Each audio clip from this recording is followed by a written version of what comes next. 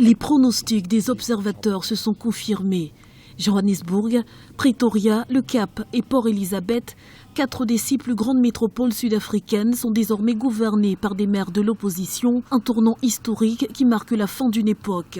L'ANC est sur la voie du déclin. Tout le monde en a conscience de la gravité de cette situation. En tout cas, de l'importance du tournant de la vie politique et culturelle sud-africaine. Tout le monde en a conscience, sauf peut-être l'ANC lui-même.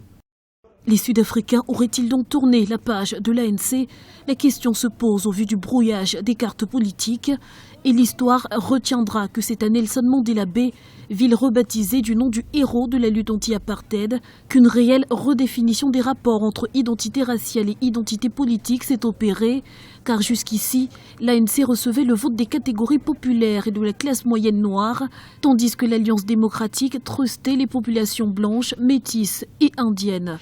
If you look at where the ANC sits now, regardez où l'ANC se trouve maintenant. Selon les résultats des élections municipales de 2016, l'ANC se trouve à 54%. Cela signifie qu'il est possible que l'ANC perde le pouvoir lors des prochaines élections. Pour éviter cela, l'ANC doit faire une sérieuse introspection.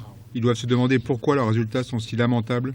Ils doivent faire face à la vérité. Quel est l'éléphant dans la chambre de l'ANC? C'est Jacob Zuma. S'il ne se sépare pas de Jacob Zuma, s'il ne règle pas le problème de la corruption, principalement là où il gouverne encore, l'ANC sera en grande difficulté.